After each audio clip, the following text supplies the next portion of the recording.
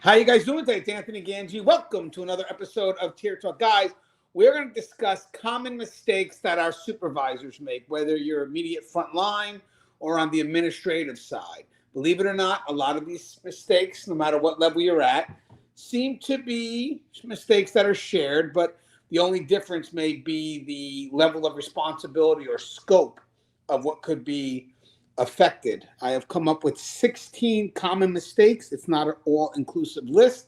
My guest today will be Joe Pomponio, and we're going to go ahead and run through them a little bit. We'll try to give you a perspective of how these mistakes could affect, let's say, a regular immediate frontline supervisor, all the way up to maybe even the administrative side. So let me get Joe on.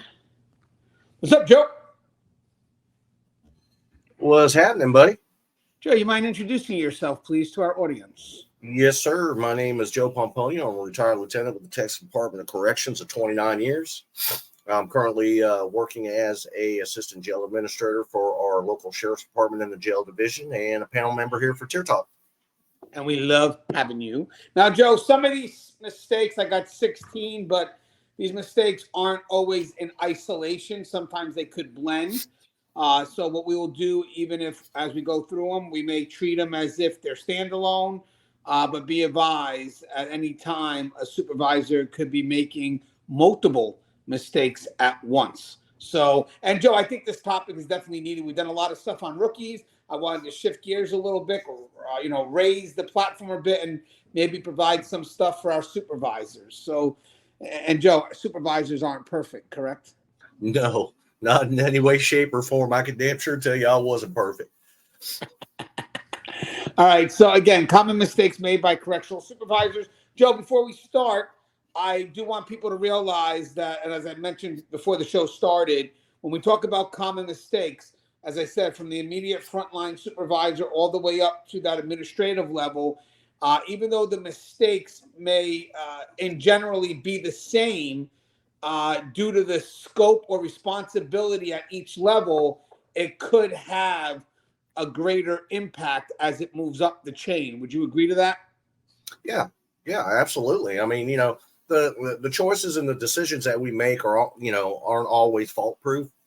And, sometimes they have a greater effect on, a bigger ripple effect on people, beside us, above us, and below us, greater than we know.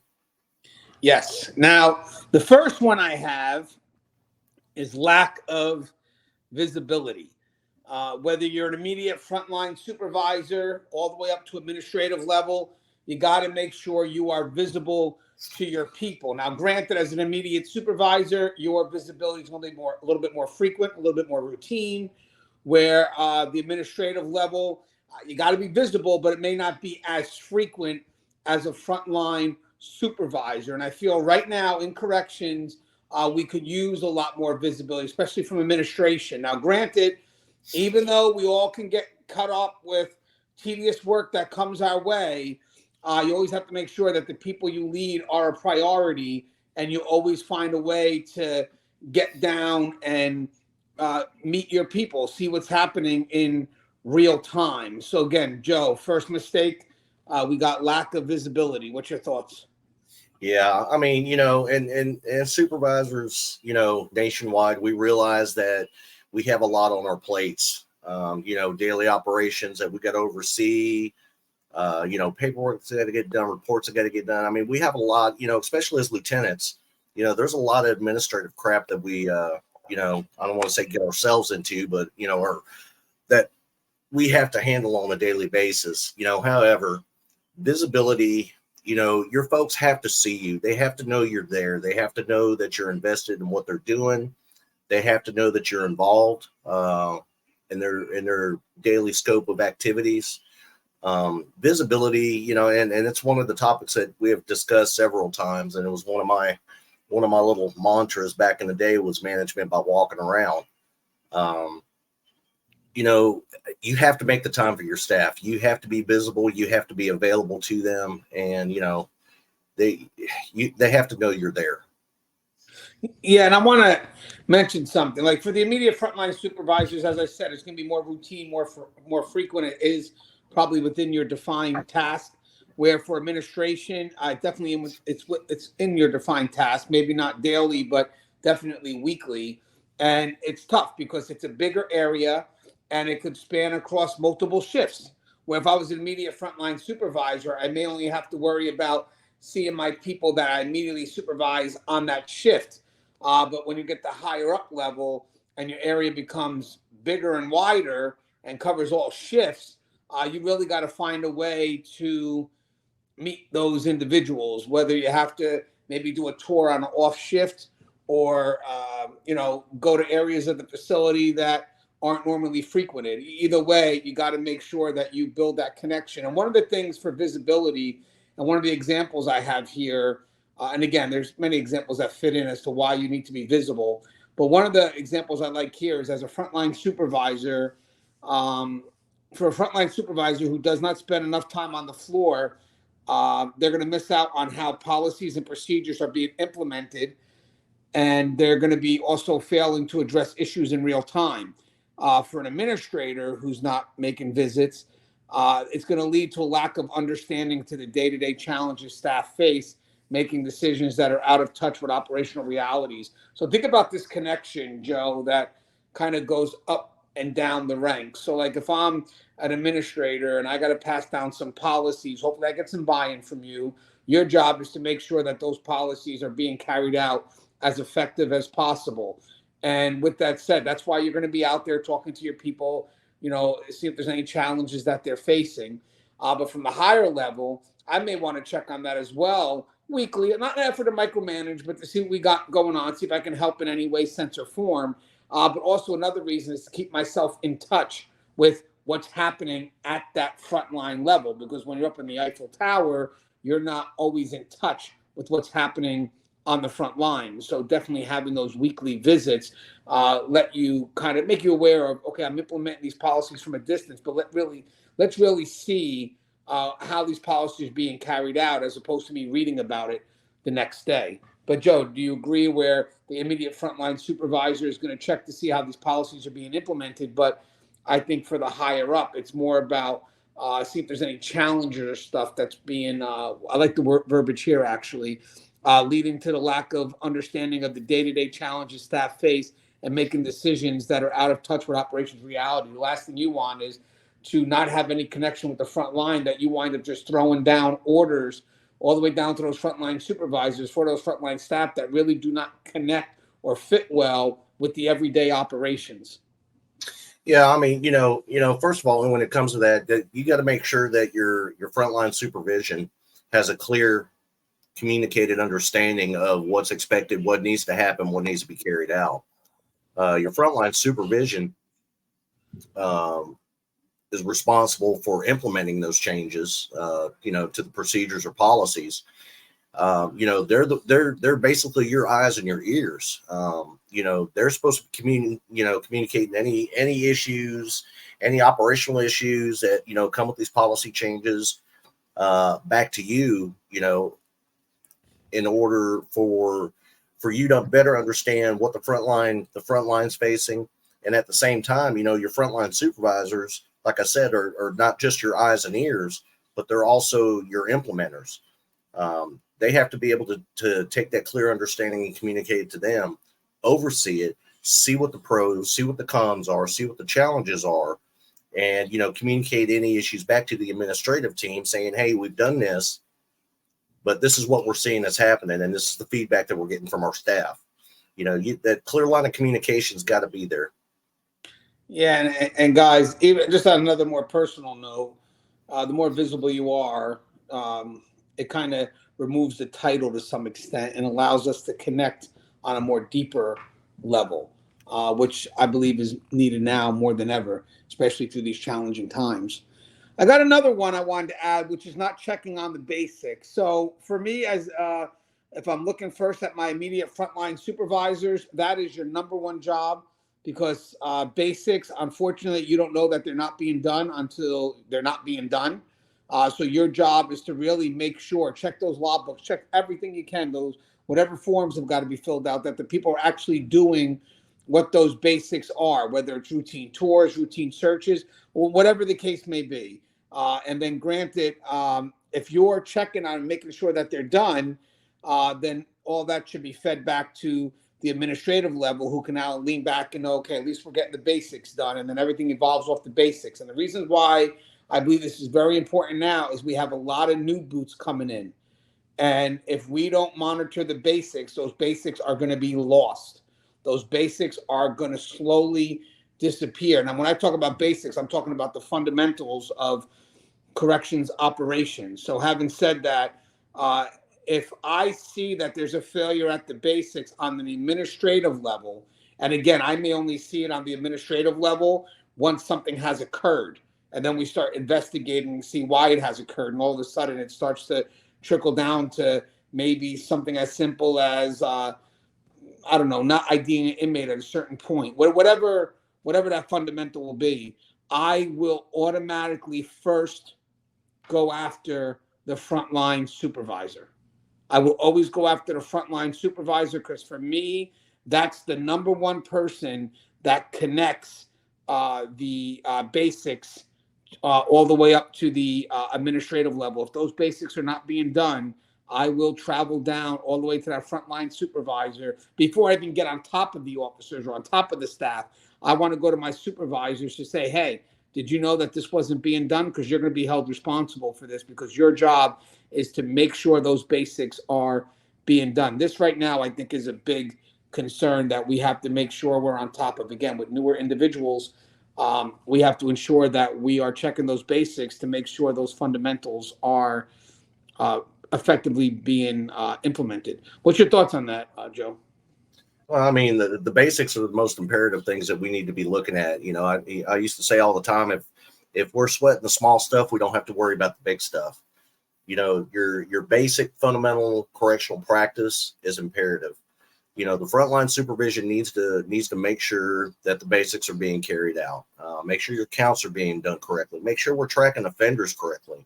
You know, I've seen it where times where counts, you know, haven't cleared, and, you know, the administration come down, you know, major or cabinet come down and go, well, how the hell do you know who do you have? Because your officers aren't even tracking people the way they're supposed to be tracking people. Right. That's Now, I'll get Joe. Sorry, get Joe. I apologize. No, you're fine. I was just saying, you know, it's imperative that the frontline supervision is making themselves visible, walking around, checking things, looking at key indicators. You know, we can walk into housing areas and know when the basics are being done and when things aren't being done. You can tell by how you know, cleanliness of the area, organizational structure, you know, what kind of shape the housing areas are in. You know, when you walk in and say, okay, well, how many inmates do you have in your pod? They should be able to tell you, well, you know, I have 63 in my pod. I got 4 that's at work. I got 3 that's at school. I got 2 that's in medical. Mm-hmm. You know, these are the basics that we need to be checking on. We're not, you know, when we walk around and ask these questions, it's not because that we're trying to micromanage. It's because we want to ensure that you guys are comfortable enough in knowing your area and knowing that you're taking care of your areas. Yeah, and I would like to say you also can't automatically assume the basics are being done at this level. So I would actually, sad to say, but for those immediate frontline supervisors, I would actually go as assume that the basics aren't being done. I'm not telling you to go chase after your staff aggressively, but use that to motivate you to check whatever you got to check to ensure that they are being done. And again, that is the foundation, the most simplest of things. Okay, Joe. No, I was going to say, I mean, you know, I've toted many an ass chewings over stuff that my staff wasn't doing. Excuse me. And, you know, it was my fault because the fact that I was so caught up in administrative duties trying to get daily reports done that I hadn't walked around to check my areas yet. And, you know, I could tell you frontline supervision, if you're not on top of, if you're not making sure that your staff's not on top of your A game, I will definitely assure you that the administrative levels, you know, your majors, your captains, your assistant wardens, whatever, they will let you know when you're not.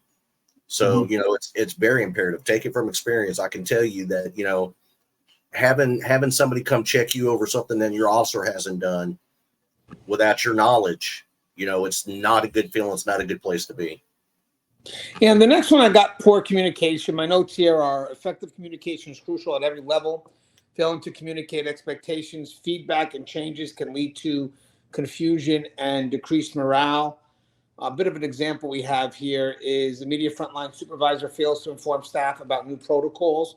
And then you have an administrator does not clearly communicate policy changes across the entire facility, causing uncertainty and frustration among staff. Communication is unique because it's easier to communicate down than it is up. Upwards is very intentional.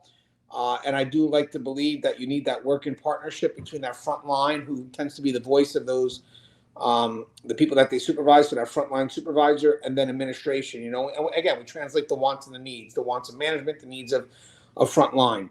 I think in communication, it's okay to be transparent. It's okay to explain why things need to be done.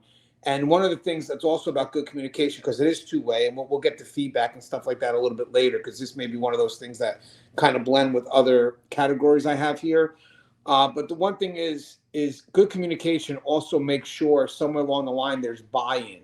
So if Joe's the sergeant and I'm the administrator and I got to push something, and I know Joe is going to be the person who has to spread the message, my priority at this point as administration is making sure Joe not only fully understands what we got going on, but that we're aligned. Do I have his buy-in?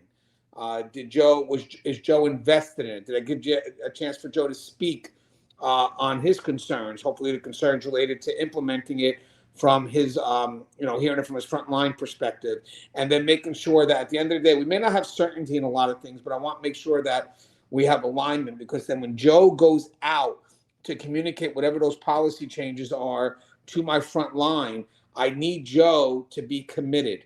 I need Joe to sell buy-in. That's why, as administration, I'm going to give whatever why I can, whatever transparency I can to Joe, because Joe is the one that's going to be hit with all these questions. And if Joe is not able to answer those questions, Joe can't sell it. And the sad thing is, without good communication, what winds up happening is if there's any gap or any area that's not fully understood, frontline staff may lean towards a bias of, resistance, or just management's at it again, and not really understanding why these things need to be implemented. So poor communication, that's a concern. What's your thoughts on that, Joe? Yeah, I mean, you gotta first ensure that the supervisors are invested in their staff, invested in the operations of the facility, that they know the operations of the facility well, that they know their officers well, and they have a good working, trustful relationship with their staff. Because when something is brought to the frontline supervision to communicate down to the officers, if you have a supervisor who's vested in their staff, vested in the operations of the unit, they should automatically know what questions to ask ahead of time before taking it to their staff. They should be able to say, "Hey, Gange, I understand that, we want this done, but I already know what the officers are going to ask. They're going to ask this. They're going to ask about this. They're going to ask about this. How are we going to do this without interfering with this?" They should know ahead of time what questions to get out of the way with the administration prior to bringing it to their staff, because they automatically know what questions are going to be asked. Now, there's going to be some times where the staff asks you questions that we haven't thought of. And it's not a bad thing. But again, when you're communicating any kind of new implementation of anything that involves your staff, it's imperative that you have a good working, open communication relationship with your staff. They should feel comfortable enough to be able to ask these questions to you or ask these questions of you. And if you don't know the answer directly, that's fine. That's perfectly fine. We're human. We're not going to know it all, but don't BS them. Openly and honestly take these questions back to the administration. Say, "Hey, look, we talked about this during staff turnout, and this is what they were asking. What direction do we need to go with this?" Open communication is definitely key. Yeah, and that actually crosses into the next thing where it says ignoring staff input. This comes from multiple levels. I'm going to start with the front line first. If I'm a frontline supervisor and we're implementing policies and procedures that are passed down to us, I do really got to get the input from my front line to see what's working, what's not working. And then me being open to my front line, they give me the feedback. And then as I travel on up, people have to be open to me giving my feedback. At any point, if there's a cut in that feedback loop where people stop it, then the only problem here now is eventually people stop talking. They stop bringing the concerns up to you. So whether, if I'm the supervisor and I don't want to listen to the front line, I'm just tired of it, then administration is never going to know if things are fully working or not, or working as it's supposed to be. I mean, I may see something successful on paper, but there could be a whole mess of issues that are happening that I'm not aware of that could maybe make it more effective. Or I could be traveling down a rabbit hole right now that I know nothing about. And again, also another thing right now is maybe it took a while for corrections to realize this, but innovation comes from feedback and input. Especially with the new groups coming in, they're more into technology. They may have ways to implement things that could be more effective and efficient as long as they're open to understanding the foundation of why we do what we do. You could have a wonderful partnership between the core values or the core operational practices of what we do mixed with the technology that is now coming our way to make things more efficient. I'm not going to say easier, just more efficient, because we are working in a world that tends to be very overwhelming. But I got to tell you, Joe, you ignore staff input, you remain stagnant at any level. Yeah, absolutely. If you act like you don't give a shit, they're not going to give a shit. The worst thing you can do is cut your staff off. They are the people who are your innovation. They're the people who can bring fresh ideas to a stagnant environment or a complacent environment. I've had COs, with 2-3 months in the system, bring some damn good ideas to me, and never thought of them before. And cutting your staff off and not giving them the opportunity to invest in the scenario, invest in the operations of the unit, is one of the worst things you can do. Because once you cut them off, they pretty much stay cut off for a long time. From that point on, you're not going to get any suggestions. You're not going to get any complaints. You're not going to get any advice. You're not going to get any kind of feedback or communication about what's going on. So, having your staff involved is imperative. Yeah, there's a quote from Coon Powell, and I don't want to, because he was a people leader. One of his quotes: "Leadership is all about people and getting the most out of his people." And this is his quote: "Leadership is solving problems. The day soldiers stop bringing you their problems is the day you have stopped leading them. They have either lost confidence that you can help or concluded you don't care. Either case, it's a failure of leadership."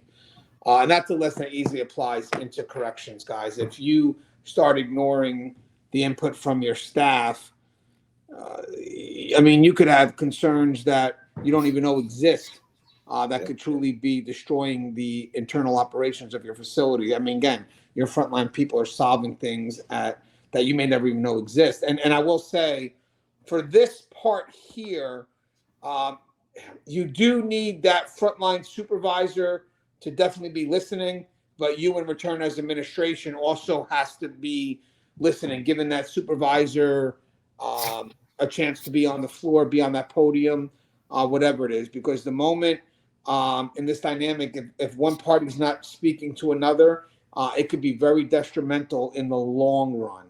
And it could totally go into other areas here, like affecting morale and just the value of the work. If you don't accept my input, then I don't feel valued. I really don't. If you don't accept my input, how do I get invested in something that I have nothing to really do with? I'm just doing as told. So without accepting my input, how do you build investment? You're not going to get my investment.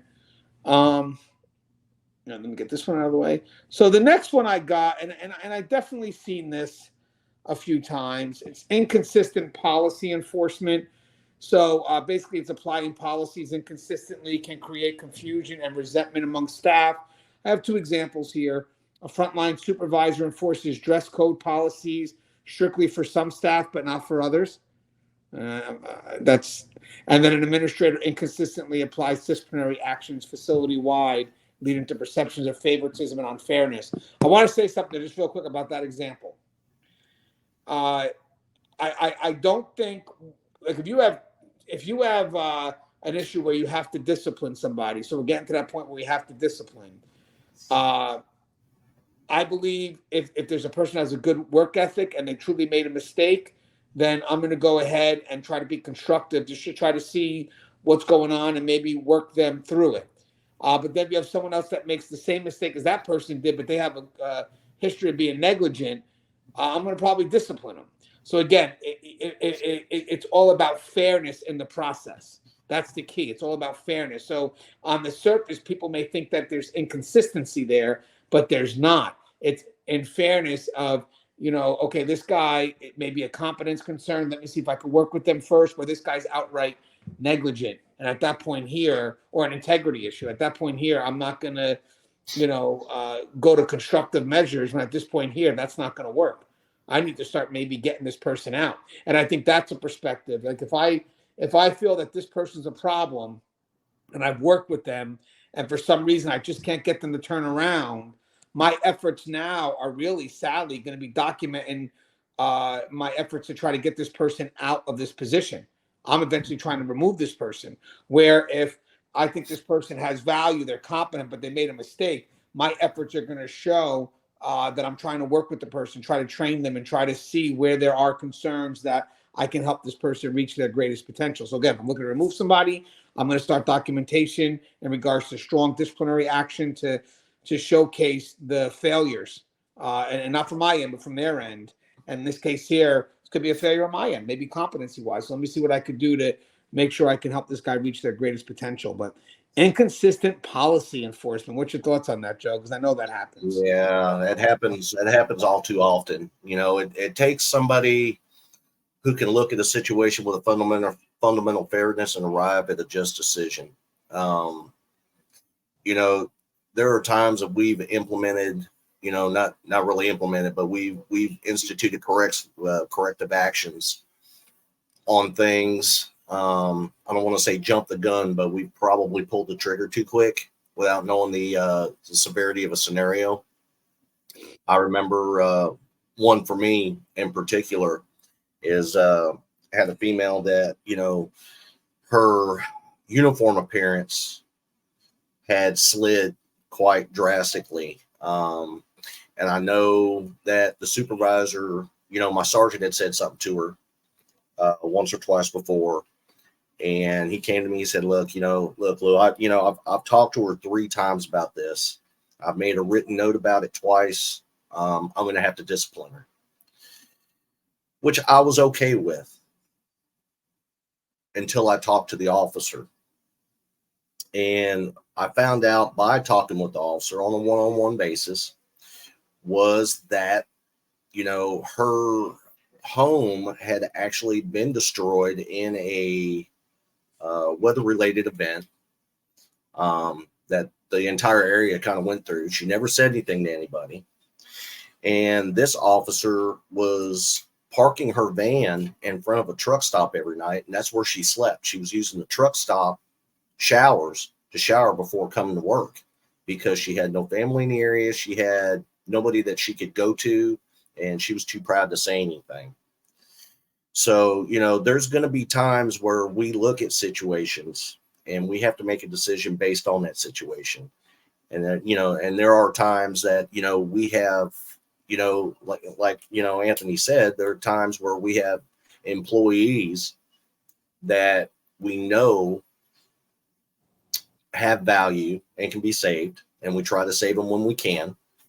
And we have those that don't really have the value that we want them to have. And, at some point they become more of a deterrent to the shift, because if you don't implement some sort of action, it'll bring down the morale of the shift. I'm coming to work every day. I'm coming properly dressed. This person isn't, and nothing's being done. So that's, you have to look at each situation in general just to make sure that you're going down the right path before you institute a disciplinary. Yeah, there's moral judgment, even. So guys from the outside looking in, obviously policy usually dictates an absolute. In some cases, there are situations that are going to fall outside of that absolute. And that's when we have to look at what good moral judgment is. At this point here, even as administration or as supervisors, we have to also make sure that when we implement a policy or a procedure for a policy, that when it is implemented in certain situations, is there ever a point where the end result based on a situation like that could be, I don't want to say unethical, but just really doesn't apply well. It doesn't fit well, so it's not so much more of a forgiveness of the what the person has done, but rather more of looking at the situation and having an understanding, and then basically seeing what we could do to help that person, because that's what the family of this, we're family. So again, I don't want people to be so blinded by policy that they stick to it as an absolute. Yet I'm not telling you to violate policy. I'm just telling you sometimes you could be so defined by policy that you could be leaning towards unethical actions. And what I mean by unethical is just actions that are just not good moral decisions. I'm not saying they're criminal, but just, not good moral decisions. And then it's not, because instead of you trying to embrace the decision you made, you totally lean on policy. And then when someone says, well, this may not apply, but that's what policy says, that's not good enough. Yeah. It's not good enough. So I like that example, Joe. I really do. Sometimes our actions are more detrimental than the situation that was brought to us. And that's something that we got to be mindful of, because, sometimes, even though the policies are clear cut, there's sometimes that we have to go outside the moral scope and look at the totality of things, because sometimes, what we do can have a bigger impact on that employee than the situation they were in to begin with. I like that. And then for this next one here, it's a failure to support staff. So what I have here is providing adequate support and resources essential for staff performance and morale. They have a mid-level manager here does not, a mistake. A mid-level manager does not ensure staff have access to necessary equipment affecting their ability to perform duties effectively. And an administrator fails to address staffing shortages across the facility, leading to overworked employees and burnout. I want to mention something about failure to support staff. The ways to support staff are not really subjective. I mean, you want staff to feel invested. You want them to know that they're cared for, a whole gamut of things. But with that said, I think where it becomes subjective is what staff want to be supported for in some cases, which could be more situational than it is overall general care. Some staff, maybe there's something that you can't do as management, even though staff may think you have the authority to do it. And then when you say, well, I can't do it, they think, well, you don't care. You don't care. And it's like, no, I just don't have the authority to give you what you want, or you may not have a full understanding of why we need it. So I would like to just kind of put a generality here where it comes for failure to support staff, subjectively may be based on situational factors, where ultimately failure to support staff usually comes in, do you care enough for your staff? Do you speak for them when they have concerns? Do you make them feel invested? Do you make them feel valued? Those are areas where, you really need to step up and address and work with staff, make sure that they know that you care. However, you got to express it, and not in the superficial way. I mean, it's got to be defined by action. Now, with that said, it truly does start maybe at the frontline level, but you also have that support from management. So if you got the support from management, then frontline, what are you doing? Are you bringing the concerns up that staff may have? Are you letting administration know? Because sometimes administration is the bad guy, but administration may not even know what the hell you're going through, because the supervisor that's at the lowest level that you think is your hero has not brought any concerns to management. And one other thing I want to add to this is failure to support staff. Remember, guys, don't be so outcome driven that you don't admire the effort that's being done, because you may think we have the authority and that our power is godlike, but it's not. We have bosses, we have people we have to answer to, and we could voice concerns, but sometimes we're not heard. So with that said, I always admire the effort from individuals as opposed to what the outcome is, because I know the outcome may not always be in your control, but the effort is. So I think this right here is this in order for this to really be well, if I'm going to be a frontline supervisor or a administrator, I'm going to do what I can to support my staff, but I do want appreciation from my staff, which means that I'm not always going to give them a win. But do you trust that I tried? And are you going to appreciate the fact that I tried? Because if not, I may even stop trying. And this is funny because this isn't because the higher ups aren't listening to me, because maybe they are. It's more I'm just not being appreciated, because if I don't bring an effort, then I'm a failure. And then eventually what happens here is I just wind up avoiding staff, because the moment I go to staff, um, they're going to bring me something that I can't resolve. And they just don't appreciate the effort. What's your thoughts on all this failure to support staff? Yeah, I mean, supporting our staff is one of our biggest tools that we have as supervisors. We're tasked with making sure that the offenders have, their basic needs. Why would we not make sure that our staff have the same? Anybody who works in offender population, if you're giving them what they're required to have by policy, by law, it cuts down on your grievances. It keeps the morale on the tank somewhat decent. It just has a better tempo, has a better harmony, and we should be doing that for staff too. We should be supporting our staff, and I'm not saying waiting for them to do something to praise them for. If you're walking around and you see somebody doing something positive, doing something good, doing something that, that's outside their boundaries, that, they're doing and it's working and it's doing a good job, praise them for it. Let them know they're doing a good job. Support the staff. Let them know that you're watching. Let them know that you care. For the staff, it doesn't take much. It could be faulty equipment. It could be, I mean, how many times in our career did we grab a radio off a charger and we get down to our duty post and we turn it on and it's already beeping because the batteries are just so old and so worn out? Getting new batteries for these radios will show the staff that not only are you paying attention, but you're also supporting what they do. You're making sure that they have the right tools, the right equipment to do their job. And a lot of them, when they see that you care enough that you're looking into those type scenarios to making sure that they have the right tools and equipment to do their job, a lot of them appreciate a lot more than you know. You have to be involved. If it's something that they need that you have to communicate above your pay grade to make sure that they communicate it, because that tells your admin that you're also invested and you're supporting your staff for what they need. It's just something that we have to do. I mean, I'm not saying that we support the offender population, but we damn sure make sure that they have what they need on a daily basis. And we should be doing the same for our staff. Like that. Now we have inadequate training. Now, sometimes training doesn't always have to be formal.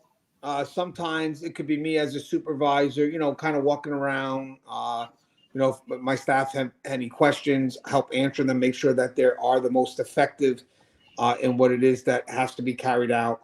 But on the formal side, unfortunately, this is tough because it's not even just so much about money, but the fact that we're so understaffed that training seems to be secondary, or we even shifted to just computer training, which I just think is a very bad idea.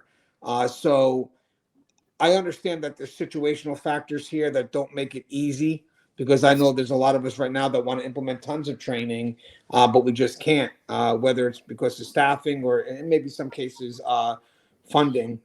But with that said, there are ways to go ahead and maybe even mitigate it. I mean, if I can't send everybody, can I maybe send one or two? And then when I send the one or two, maybe I can, when they come back on shift, see what they got going on, let me know how the training went, and then maybe give them a chance to, if they want to come, if they're at work, maybe to go around, talk to staff, talk to supervisors, and maybe just give some things out there, some key ideas out there. I think a lot of people, when it comes to training, they think it's got to be a formal setting, which I get for the most part they are. But I'll tell you something. I've learned a lot just from casual dialogue with supervisors or my peers, and I think that if I'm a frontline supervisor and I just put somebody on a post and expect them to know the ABCD, I think that's on me. I used to, like, when I was a supervisor, when I was a sergeant, putting people on a post and say, have any questions, or now's the time to ask. Even if they didn't have questions, I would still give them a little bit of a, an understanding of what it is that's expected from them at this new post or whatever it is. But I think for here, just the dialogue could carry a lot of weight if you can't do the formal training. Can we find a way where we can communicate and, maybe just have some informal dialogues that we know can help staff, understand more about what the job that has to be done, especially now with the new people. When you get new people coming in, you don't want to push them off. You want to embrace them and welcome them. So when they come in, they have all these questions. Are we engaged with them? Are we giving them a chance to, reach their greatest potential? Are we giving them an environment that welcomes them so they want to learn? What's your thoughts on an adequate training? This is tough because there's so many situational factors here. Yeah, I mean, historically, we're so short now that we've gotten. I don't know if you want to call it training on the fly. We're training on scenarios as we catch them, as we find that these things are happening. Having well-informed staff is a good thing. And like you said, most of it's done through just normal dialogue. When you walk down to a duty post and you're talking with the officer and they kind of key you in on, what's happening and what they're doing, and you find out this is what they're doing and they really shouldn't be doing it. That's when you can have that discussion. I mean, it doesn't necessarily always have to come in the form of a paper training or computer training, which, most of these computer trainings I don't agree with because they're done by people who've never walked a tier, never been in a pod, never walked a run. I just don't agree with it. I think that, we should be walking and talking. I used to institute post order quizzes. I would go down there and quiz the officer on their post orders. And if they didn't know the answer, I would task them with finding that answer and either calling me back or, when I make my second round, I expect to know that answer because I want to know that these officers fully understand the scope of their duties. If there's something that I see that's going on in a broader environment, where I see, more than just one officer doing this, I would get with these officers and let them know, hey, this is what we need to be doing. This is what we should be doing by policy. And sometimes point it out to them just in the black and white because, a lot of these officers, they sign for these post orders. How often do they really look at them? And, it's not like we think they look at them directly and all the time. We know that they don't. But we need to be challenging them to understand what these policies and procedures are, what the scope of their duties are. And, a lot of your training can be done with just, like you said, casual dialogue. My biggest thing was going to the shift turnouts. And, it was one of my biggest platforms. I enjoyed shift turnouts because I would challenge them on different scenarios, challenge them on different job duties just to make sure that A, they understand it. B, this is what we're actually doing. And C, that I'm getting feedback from them. Yeah, I agree with that. And I think that to me, right now is a good, supplement if you want. I mean, if we can't send people out to training or a group like we're supposed to, maybe we can send out a few, or if not, maybe this is a good time for us to really build a stronger bond between our senior officers, our supervisors, and kind of really get those new boots in line. Because my biggest concern right now is you got a lot of people coming in new, a lot of older people leaving, and there's so much there that's not being exchanged.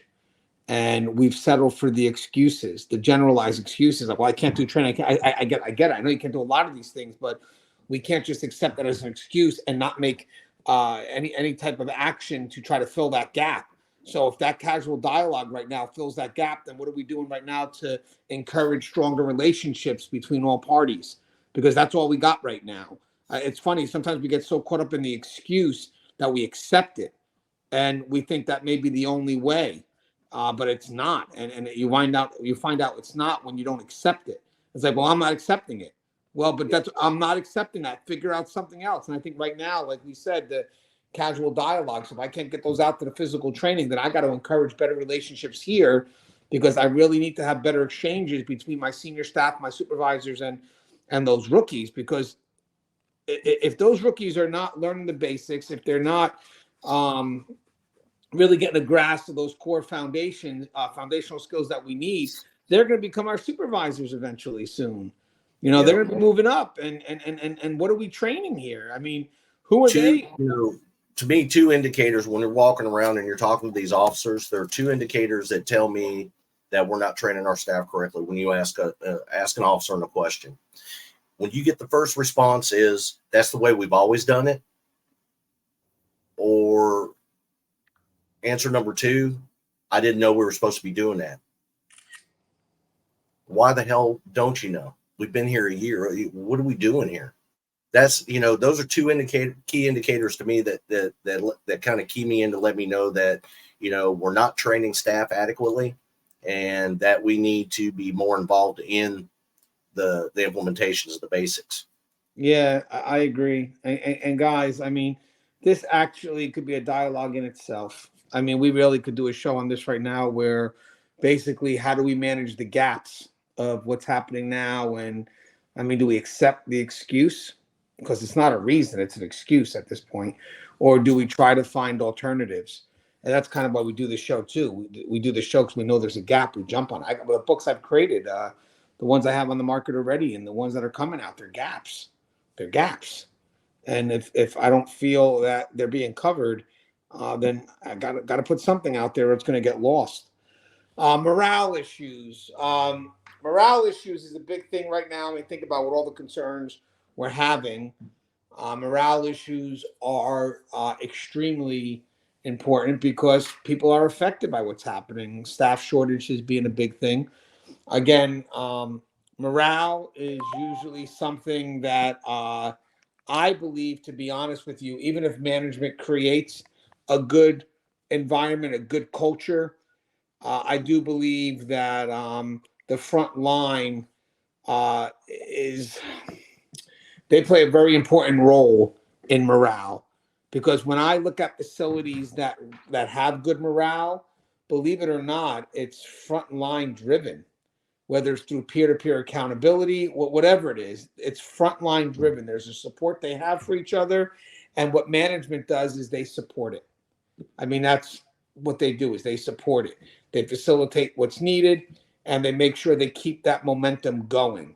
So when it comes to morale, I don't like to put morale where it's 100% management or 100% supervisors and 0% frontline. No, I'd actually like to think it's 20-30% management and frontline supervisors and more 70% the frontline staff, because it is a working partnership. And I have an article on that. You guys can check out the article. I'll put it in the link. I'll put it in the description for the video. But with that said, ignore morale issues. Morale, you don't want your officers, you don't want your staff to say they're just getting through the day. You don't want that. You don't want a successful day to be determined by the fact that I just got through it. I think that, to be honest with you, that in itself is just a job I want to escape. I only do it because I have to do it. I need pay or whatever it is. I think you want people to know that they're valued, that they come to work, they have a purpose.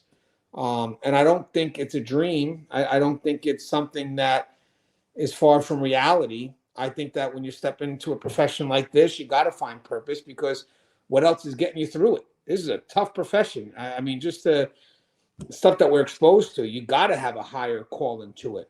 And I think when it comes to morale issues, I think management has to find a way to connect to that higher calling and then keep people moving in that direction and make sure they don't get lost regardless of how overwhelming times may be. I don't want you to lose out on that purpose. I don't want that purpose to become superficial, all because now things are more tedious or more overwhelming. The purpose of the work doesn't change, even if you've sadly been mandated 4 times. You may be tired, you may be burned out, but be careful how you equate being tired and burned out to the relevance of the work that you do. I may not be able to solve the issue of you being tired and burned out, but a lot of people, when they get tired and burned out, they start to question, the importance of the work. And it may start off with something as simple as, well, man, why do they got to put me on this post today? Why can't I just go home and, this post ain't even really needed, and now I got to work here For what reason? I'm tired. I've been mandated multiple times. It's like, okay, we know. And unfortunately, we may be very limited in how we can alleviate that. But with that said, a lot of people may get so frustrated with the situations that are affecting the work that they start to now generalize the work as just not being worth it. And now that adds to the burnout because people get burned out sometimes because there's no passion behind what they do. It's gone because I'm just so overwhelmed that I allowed my feelings about me being burned out affect how I see the value of the work. And I think that right now, what management can do, or more importantly, I would even say the frontline supervisors, because they're more in touch with the immediate frontline workers, is to do their best to reinforce that passion, that value, to do what they can to make sure that the staff know that there's significance to the task that they're doing. And again, management needs to support that effort because if they don't, I truly do believe that people, when they get burned out, and it does make sense physically, I get it. I'm not saying that. I get it. I'm not minimizing why you're getting burned out. I get it. But sometimes we wrongly equate that to the value of what we're doing. And next thing you know, you no longer care about the job, which ultimately continues to fuel the burnout because now you're getting mandated, but your job is just no purpose behind it. There's no significance to what I do. So that adds to the fire a little bit. That there's a lot there, Joe, but what's your thought? I don't think we've ever expressed it in that way before. No, and I've always said, morale starts with the individual. We're responsible for our own morale. If we allow somebody to drag us down, that's not on us. That's not on them. I mean, that's on me. That's not on the other person. You shouldn't allow somebody else's negativity to bring you down. That'll impact morale on the shift. Workplace burnout definitely affects workplace morale. I think morale starts with the individual. However, I do believe that the frontline supervision and management has a duty and a responsibility to ensure that, we're not just surviving through a shift. Anybody can make it from point A to point B. It's how we make it from point A to point B is what matters. Management should be noticing little things. I went from 2 to 3 call-ins in a 6-day or a 5-day week to 3 a day. What's going on? We need to be involved in that. We need to be involved in our staff to find out why. I mean, we do have a reason to. We have a responsibility to get to the bottom of what's causing the morale to slow down. And there are some things that just can't be helped. Like mandation of overtime. That's something that I've never enjoyed doing. It's not something that, I took pride in doing. How you implement mandation is everything. If it's utilized correctly and done correctly, you won't have to mandate because you'll get volunteers.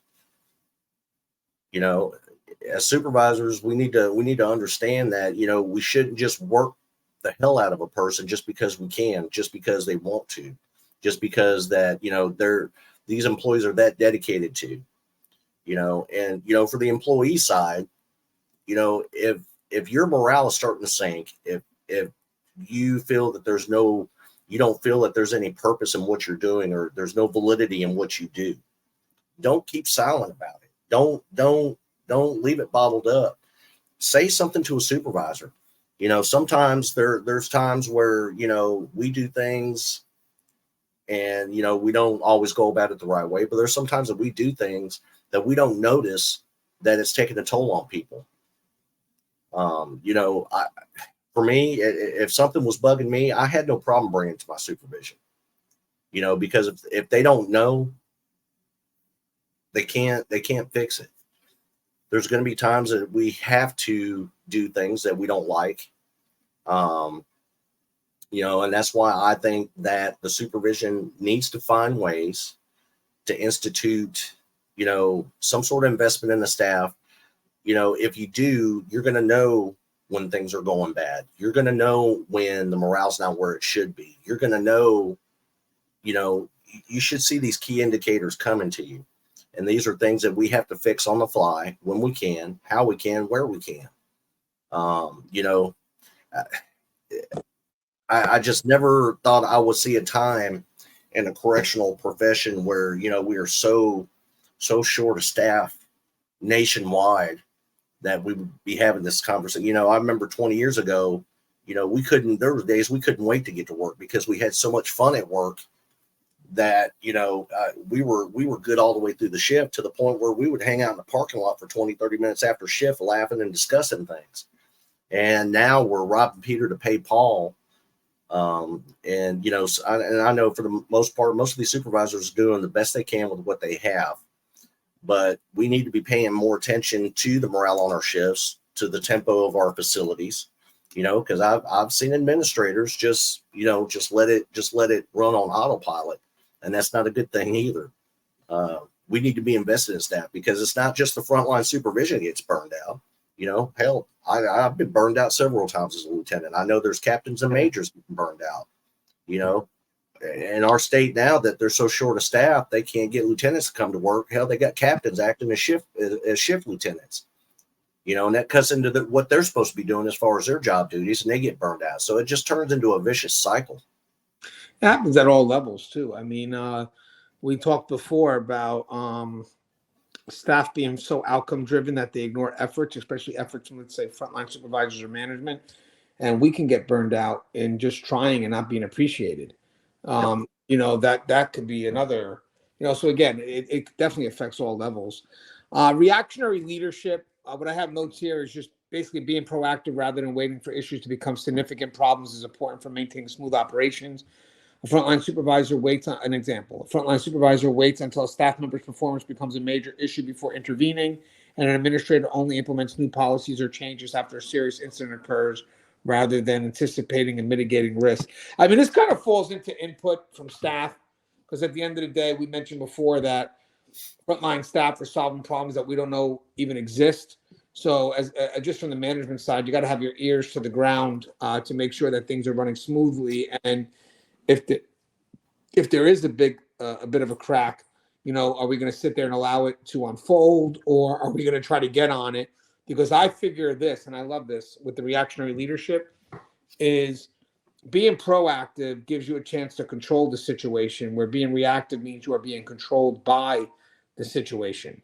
I've always tried to have a leadership style that puts us in the best way to have control. And control usually doesn't come from reacting, but rather being proactive. Therefore, I am now affecting the situation as opposed to the situation affecting me. Now, granted, there will be times where there are unforeseen things in which you just didn't know what happened, and then maybe you may create a policy on the back end, but that's still proactive. It's still proactive because it's going to prevent it from happening again.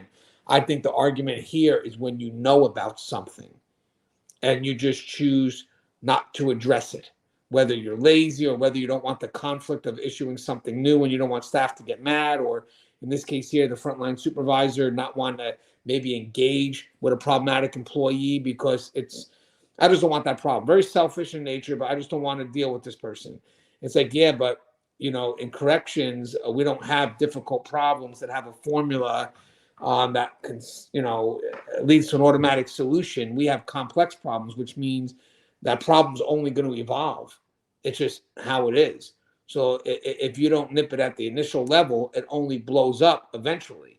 And then at that point, we're left scrambling, cleaning up the pieces, wondering what the hell went wrong. And sometimes it can even become hard to identify what went wrong because we allowed something to go so far that we forgot what the original cause was. And it's true.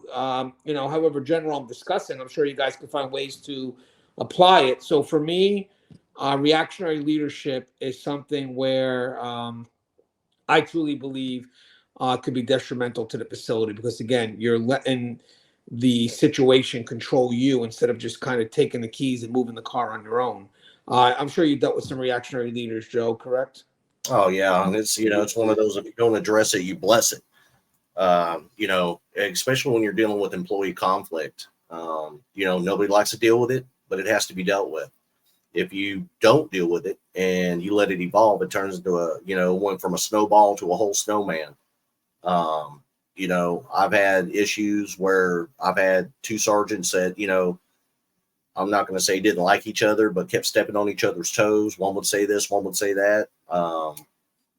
And at some point you got to call them in and get them straight. You know, you got to deal with it as it happens. Being more proactive is better than being reactive. You know, simple disagreements can turn into physical altercations, and you can't justify a physical altercation to an employee when it was something you knew about 6 weeks ago and should have dealt with then. You have to deal with it. Not only are you setting limits and drawing lines in the sand for the staff to let them know that it won't be tolerated, you're also setting guidelines for these supervisors. This is what's going to happen. This is what you're going to do. And, you know, there's times where, you know, I had one sergeant in particular who, you know, wanted the job but didn't want to deal with the conflict. And I would call the sergeant and that employee in the office and deal with it face to face. Sometimes you have them into dealing with it, and sometimes you have to basically just make them deal with it. But either way it goes, it has to be dealt with. You know, the profession of corrections is a conflict every day. You know, if we're not afraid to address a convict during a conflict, you know, during a conflict, we shouldn't be afraid to address the staff with conflicts either. And we need to be more reactionary than, you know, we need to be more proactive than reaction. I agree with that. And the next one, Joe, I got is micromanaging. One thing about micromanaging is it winds up leading to a facility that's going to remain stagnant. There's no innovation. Every decision made is micromanaged by above, so you don't give your frontline staff a chance to truly take ownership of decision. Either frontline will wind up having that responsibility to deferred, or you wind up working in such a compliant culture that you don't have innovation because they're just compliant. It's like, okay, I'll just wait. You know, I've worked in cultures where you tell a staff A and they're waiting for you to give them B and then C and then D. It's like, guys, I'm supposed to just give you A. You could figure out whatever else. Just get me there. Here it says, you know, micromanaging, overly controlling staff can lead to resentment and reduced autonomy, stifling initiative and morale. And then example, frontline supervisor constantly monitors and corrects staff's actions, leading to frustration, and an administrator frequently overrides decisions made by mid-level managers, undermining their authority and effectiveness. You know, when you have micromanagers, the good people wind up going elsewhere. The ones that are your decision makers, they just can't stand either being overridden or just ignored. And then you wind up getting left with the people who don't want to make decisions, who just kind of stand there and wait for you to make every decision. As you start to move up, especially when you start crossing into admin, you got so many areas of responsibility that if you don't delegate, hold on, I got a text. If you don't delegate, the problem is that you know, you're going to wind up overwhelming yourself with just too much work. You're going to be spread thin. Joe, what's your thoughts on micromanaging? Because we've discussed this before. Yeah, I mean, micromanaging is never a good thing. Not only are you going to give yourself ulcers trying to run everything yourself, you got perfectly capable staff underneath you that can, you know, do the job that you task them to do. You know, give them the tools, give them the ability, and give them time to, you know, do the job. If it's something that you notice, you know, during the process that's not going right, then go ahead and correct it, and then go on and, you know, go about your business and let them finish handling the task.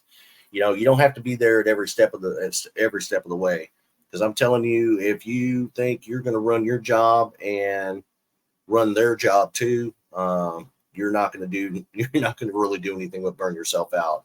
I hated somebody who gave me a task and kept their foot on my neck for every step of the way. You know, if you want to do the job, you do the damn job. Why did you give the task to me? You know, you gave me a task to do. Let me do the task. And, you know, when you give something to your staff, it should be the same way. And like I said, if you find something along the way where, you know, it's not correct, you know, let them know it's not correct. give them the opportunity to fix their own mistakes, during the tasks that you give them, and give them the opportunity to get that done. It's, the micromanaging is one of the leadership styles that I don't agree with. I hate it that it happens. And, it's not healthy for the person micromanaging, and it's definitely not healthy for the staff who are trying to get the job done. Yeah, we've done a lot of shows on micromanaging, and I still can't spell it right. Joe, next time, just tell me. I actually spelled it wrong trying to correct it. That damn R. Just keeps on moving around. I wasn't No, gonna put I it. don't care, See, Joe.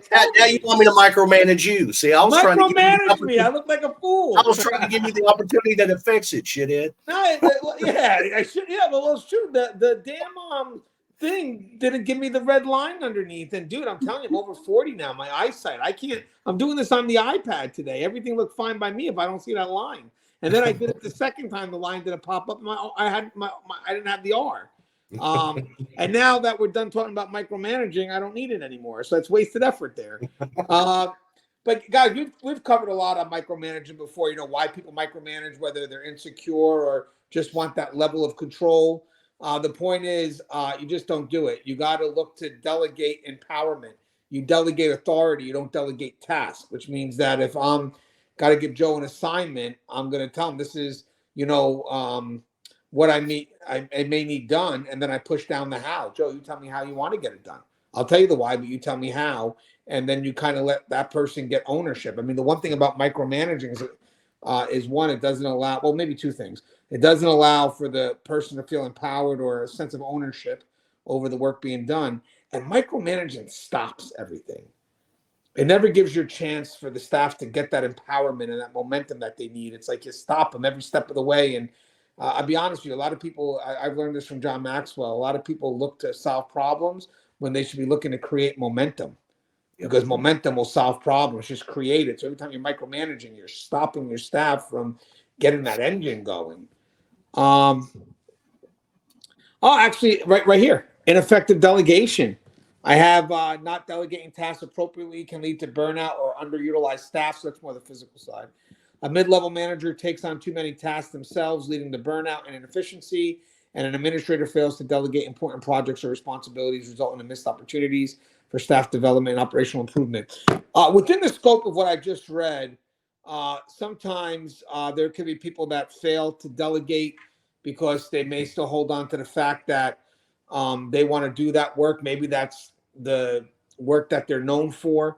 Like if I get promoted, let's say to a frontline supervisor, people may say, well, these two skills that you had, basically you're great at cell search. However they define the move, all of a sudden I get moved up and now I want to stay connected to those skills. And anytime there's a chance to do a cell search, let's say, I'm out there doing it too. And that's different than rolling up your sleeves and working with your people. I get sometimes when times are down, we got to work with our people. But with that said, we're not working to do the job for them. We're working to connect with them and to align with them. Let's do this together as a team when we're under. I think sometimes some people that don't like to delegate is because they either feel that they can do the work better and they don't want to spend time teaching somebody. It's like, you know what? I don't have time to teach Joe how to do this. I'm just going to do it myself. It's like, yeah, but don't look for 100%. No one's going to do it the way you do. Can this person do the job at 70, 75%? Okay, fine. Give them the chance, because eventually you're going to spread yourself so thin you can't do these things anyway because you're going to burn yourself out. And the other thing when it comes to delegation is that you delegate stuff so blindly, and this may be kind of in scope of what this is that you don't realize that you're underutilizing or overutilizing somebody. And what I mean by that is sometimes I know Joe is the best at this. Joe's my go-to. So I'm going to keep on delegating Joe work because I trust in Joe's competency in doing the work. But Joe is pissed now because Joe sees everybody else not doing anything. So the work's not being divided fairly. Joe gets burned out. And next thing you know, I have to wow, what did I do here? Yeah, I just delegated blindly to Joe when everybody else around me is not doing anything. And it's funny because sometimes you get people that do it because, yeah, I know Joe could do the job. Or sometimes it's a bullshit excuse because I don't want the conflict of everyone else telling me no. So Joe always says yes. Yeah, well, now you burned out Joe. And that's for the overutilized. For the underutilized, I mean, if you delegate these tasks, there always should be an effort to cultivate and learn and teach. So I don't give Joe a task that's superficial. I give Joe a task that he can learn from and, cultivate himself in whatever that area is. So now the problem is if I'm always giving things to Joe and not giving things to everybody else around me, what are they learning? I'm not building a strong team here. I'm not building a team that has depth. I may be building on individual talent, but corrections is not done on individual talent. It's built on teams that can work together, that are wide and depth, and that are deep. So I got one guy here. Now Joe calls off, and I have nobody I can replace him with. Joe, ineffective delegation. Come on, man. You've dealt with that. Oh yeah. I mean, number one, you gotta understand the importance of the task. Before you delegate it, you got to know your people. You got to know, what kind of a workload are they toting already? Number three, for inexperienced officers that are on the shift, if you can delegate some of the remedial tasks to them, it not only gives not them, so much a sense of empowerment, but it also gives them a sense of, they're part of the team. It gives them the chance to actually learn something new. For me, whenever we had incidents, say like physical altercations between inmates that, turned into a crime scene, I would delegate, somebody to go take pictures of the crime scene. I would, delegate somebody to go take pictures of the injuries on the offenders. I would have somebody document the tattoos. And in that instance, not only are you now teaching inexperienced officers about crime scene prevention, you're teaching, new officers about the, security threat groups and what the different tattoos are. Every piece of delegation should come with some sort of new education for the person that you're delegating it to. You shouldn't always delegate it to just one person, just because they can get the job done. You have a shift full of people who are capable of getting the job done. Some get it done better than others, yes. But that's how we gained our experience. That's how we learned. We got it. And, the mistakes that we made along the way, we learned from them. And the next time that it got handed to us, we did it better. You have to be an effective delegator. And don't be the type of supervisor or administrator that always delegates everything down. Get in there with your people, get in there and help them out. Don't just be the one to hand it off and say, get it done. Yeah. And you delegate and follow up, not to the point that you're micromanaging, but you delegate, you follow up, and then eventually you got to learn to let it go. I mean, I didn't realize how hard that is. I mean, it is hard in some cases. I go through that sometimes too, because I either think I can get it done quicker. I don't think I could. I don't. What's funny? I don't think. It's really hard to go from the frontline staff to the frontline supervision, especially if you're one of those employees that always got something delegated to you. And when you become a supervisor, what are you going to do?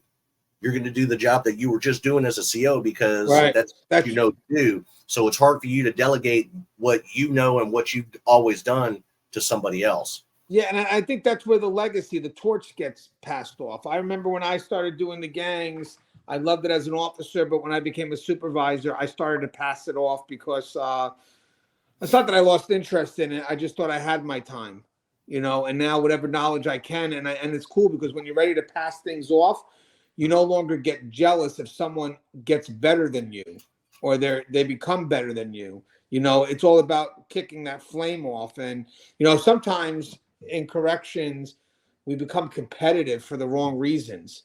And then we wind up not sharing things to help others grow because you've been recognized for one thing and placed on this pedestal that it gets to the point that you don't want to share anything because you don't want to lose that pedestal to someone else. And that's the wrong way of doing it. And even for me, as I was mentioning, when I delegate, I know that in this case here, people could do it better than me, but everybody's got a lot of stuff going on. I just want to get it off my plate. So I'm still responsible for the outcome. And I think delegating, this is unique too, because depending on what level you're at, there's the task. So you got the frontline officer, whatever it is, the frontline person with the task. The process is usually the immediate supervisor or somewhere in that middle range. And then you have the overall outcome, which usually leans up to the management side of things. And, if I find myself constantly doing task, then I'm not delegating it. I'm actually at the wrong level. My job really at this point right now is to kind of be focused more on the outcome, on how all things come together as one, and then basically sign off on that final united whatever it is we're trying to put together. So I think, to be honest with you, delegation is probably one of the most important things in any type of leadership position that we need to invest more time in, outside of even what the scope of what that even said. The next thing I got here is poor team building. It says fostering a collaborative and supportive team environment is vital for operational success. An example is a frontline supervisor does not encourage teamwork, leading to isolated efforts and a lack of cohesion among staff. An administrator does not facilitate team building activities or initiatives, resulting in a lack of collaboration and and unity across departments. So at the highest level, definitely as administration, Joe, I know the importance of teamwork, because when you start managing so many departments, but ultimately managing to make the house successful, you realize that the success of any prison or jail does not stand alone on one department or one person, but rather how we all work together to meet the overall vision. I try to let people know what the vision is, so they can see the greater vision, and then they can connect their role. So, like, if you only see your role and you don't understand what the vision is, then you only know a very simplistic perspective of what your role actually accomplishes. It's great to be able to do something and say, hey, because you did this, that also helps A, B, C, D, E, F, G, knowing that we don't ever do things in isolation. And the good thing about that, or the adverse of that, means when you don't do it, these are the areas that are affected, how it affects the team. So you give them value on how important it is that you do this job, because it does help the team. But then when you don't do it, then you got to understand how it hurts the team. So you either help or hurt. It's an everyday dynamic. I'm either helping the team or I'm hurting the team. I don't think there's a middle ground there. Either you're playing your role to help the team better, or if you're not, even if it's at the minimalist of levels, you're still hurting the team because someone's got to pick up your slack. I think for frontline supervisors, for management, I think your job is to make sure you facilitate connections between the different teams, try to recognize the successes of us coming together, especially during codes or medical codes, whatever it is that starts to bring the different departments together. Let's say in this case here, medical and custody, whatever the case may be. But you don't want to highlight an isolated system where everybody works in silos. I mean, if you figure that there's a gap where we're supposed to be united, you got to fill that gap. And I'm going to be honest with you, from the immediate front line, which means that you're going to let people know, kind of, don't just look in front of you, look to the left and right, look all around, make sure that they're very understanding of everybody's role, so we all stay connected. Management has to fuel teamwork, because for some reason, especially when we're looking for teamwork that is cross departmentally. I'm not talking about like, we may be strong together as custody, and that's great. We stay together, or even on a more lesser scale, maybe the GAs stay together, or maybe this unit, me and my partner stick together. So there's always, the immediate team, and then there's always an elevation. But it also goes wider. It doesn't just go up, it goes wider. It includes the other departments. And the funny thing about this is all of us have that responsibility, but I'm going to lean this really on management, but really we all have this responsibility, because if management issues something, I need intentionality for it to be implemented from the people that it's going to affect. Is if we don't continue the momentum of bringing teams together, the facility is always going to fall back to what it's most comfortable with. And it's always going to be isolation, and silos, whether it's departmentally, whether it's amongst each other. Most of the time, it could be departmentally. So we have to make sure we don't allow the facility to fall back.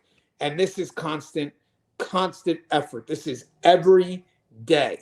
Because the funniest thing about this, Joe, is if I got a problem with Joe, however superficial that issue may be, I got a problem with the department Joe represents.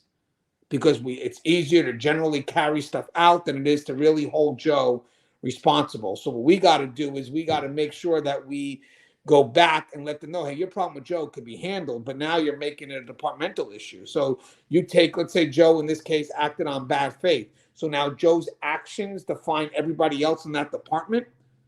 What's your thought, Joe? Because there's a lot here on this, a whole dialogue on this, and we've covered. Yeah, I mean, when it comes down to the basics, everybody's responsible for team building, regardless whether it's your frontline staff. I've seen COs invoke better team building measures than some supervisors. They know that the building schedule has to be followed, and they find some way of organizing, scheduling, utilizing time management to make sure that everything flows smoothly. And I've seen them do it better than some supervisors.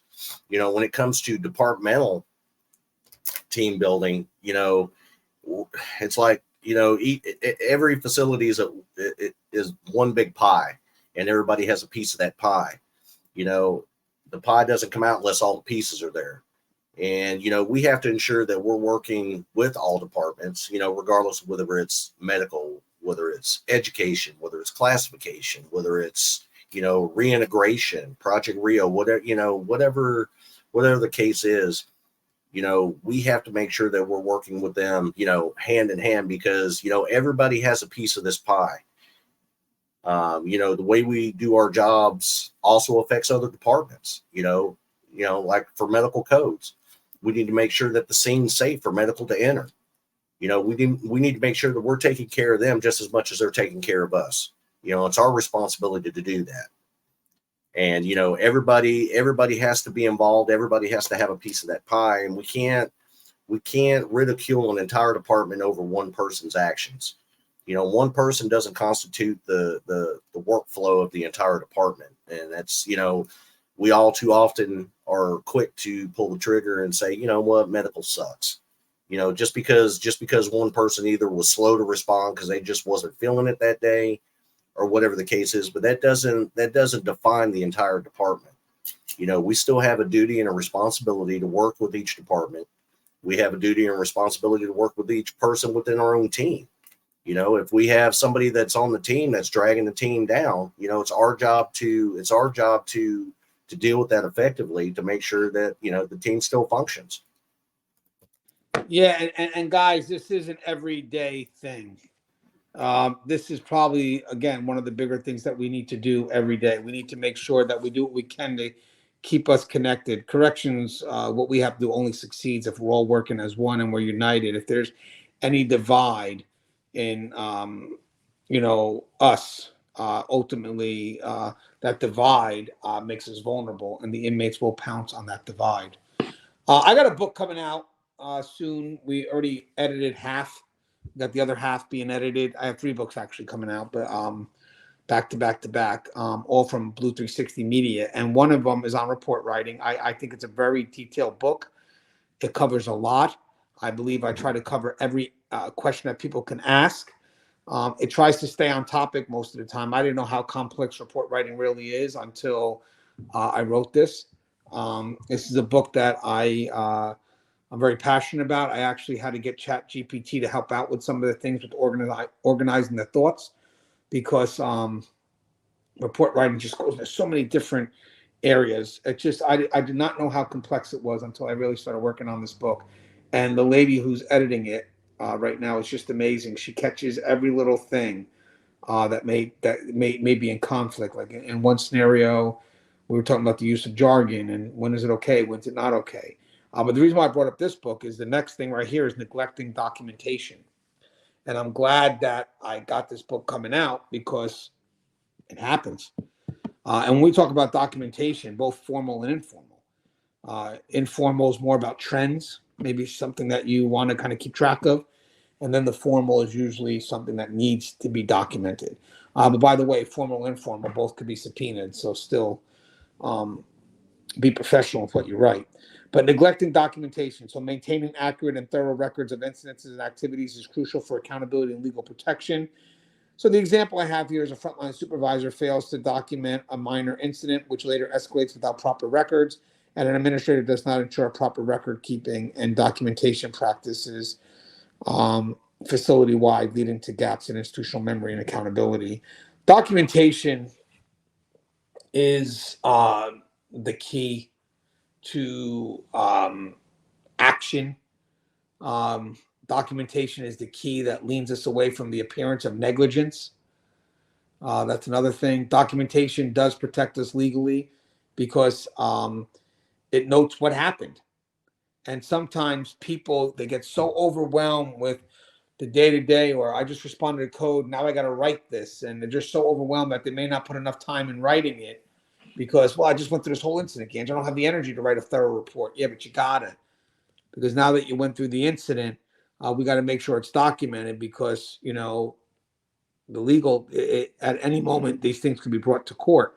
So for me, for the supervisors that don't like documentation or don't push for it when it's needed, and for administrator who kind of just also lacks in their documentation, you will be brought to court eventually over something, and you are going to get tossed around.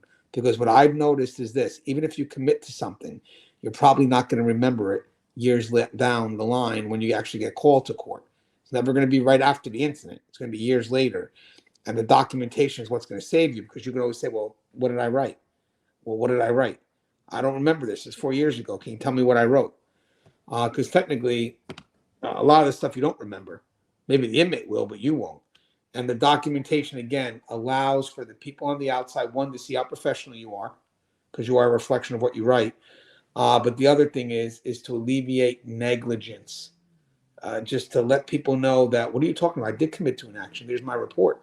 That's what we did. And then from the administrative level, this is what we did as a team. This is the whole packet, the whole incident wrapped up with all the different reports, and it's in a pretty novel for you to read. But Joe, neglecting documentation, I mean, what would be some of the many reasons, knowing all this, why people would neglect documentation? Is it because they're just lazy? I don't know. I don't get why they would not take this seriously. 9 times out of 10, it's just laziness. You know, they get so burnt out, they get tired of dealing with situations on a daily basis. You know, how many times have we had fights on the pod where we just separated them, moved one to a different pod, and we just called it done, without really thinking it through. You know, documentation is one of the most important things that we can do. Not only does it cover your actions and justify what you did, but it also reduces liability for the agency, reduces liability for the facility, and it keeps your administration from getting blindsided. You know, and we've seen it in recent news. I mean, you know, suicides. You know, how many times have they gone in and looked and figured out that, you know, the security checks weren't being done because we didn't document them. You know, I've seen, you know, homicides committed in the penitentiary because 2 of them had a conflict, and we just took the lazy way out and just moved them and figured it was done and over with. And lo and behold, you know, a hit goes out and the convict winds up dead. And what happens? We have nothing on paper. Everything that we do is a chance for us to justify via documentation as to what we're doing, because you never know when it's going to wind up in court. You never know if an incident's going to wind up in the news media. And you never know when it's going to come back to bite you in the ass because you were too lazy to document it. Yep. And guys, it will come back to haunt you. I've seen it. I got 4 more things left. We're doing good. 4 more. I know I got a lot, Joe. Inadequate conflict resolution or problem solving. Conflict resolution, I want to get the difference out there. Conflict resolution is more personal. It could be about ideas or issues. Usually they tend to be a lot tougher than problem solving. And the reason why I'll tell you, even though problem solvings are probably more advanced in what the concern is, the conflict resolutions can be very subjective, especially if it's between departments, between individuals. And usually one person wants you to pick one side over the other. And what you need is just someone to really be objective, look at the concern, and just make a decision. And a lot of people avoid conflict because they don't want to get caught in the middle. Well, welcome to leadership. Just your leadership is being caught in the middle, and then basically trying your best to mitigate what the concern is, as long as it doesn't stretch into something that could be EED or hostile. You do have the authority to resolve conflicts, but the conflict should be more about issues and ideas as opposed to something personal or hostile. At that point, you're going to have to defer it off. If it's a protected category being violated, EED or ethics, what ED division, hostile could be the investigative division. But problem solving is, again, problem solving could be more complex. But having said that, usually the conflict resolutions, the dynamic is different because it's subjective in some cases, and you're dealing with, as I said, human behavior, people that just, it's a win-loss. Sometimes we have conflict resolution, so they're not looking for when you have two people arguing in conflict, they're looking for a win-loss, where you're not looking for a win-loss. I'm looking to solve a problem. So there's the conflict there. But for problem solving is more systematic concerns and more procedural concerns, where if there is an issue, how do you address it to make sure the operations run a bit more smoothly? And again, that really deals with feedback. And I'll be honest with you, man, some of the problem, people may consider me a problem solver. I just know how to utilize my resources. I'm in administration. I got every access to what I need to solve any problem I need. I have the experts there. So, I mean, maybe there's some effort of knowing what departments to bring together in an effort to solve the problem and allow them to talk it out and maybe fuel the dialogue. But the solution really isn't coming from me. I'm facilitating maybe a little bit of that solution, but I'm definitely not coming up with the solution. I'm bringing people together. Now, I will say this, though. When it comes to complexity, as you move up, your problems only become more complex. So with that said, that's why when you move up, you have more resources. Like if I'm a frontline officer, if I'm a frontline supervisor, my resources to solve the problems that I may have the authority to solve, maybe my officers can help me. So that's why those are my resources. Those are the people I have to help me solve my problems, again, within my authority. As your authority elevates, now let's say you're all the way up to the administrative level, my problems are more complex. It's more about the overall running of a house. So at this point here, they give me more resources because now my problems may not just involve one department or one concern, but rather something that could be multiple departments that need to come together. And again, that would be within my authority to resolve. But problem solving is definitely problem solving and conflict resolution. Again, just simply welcome to leadership. You can't avoid it. You actually have to welcome it. I'm going to go as far as say welcome it. Just welcome it.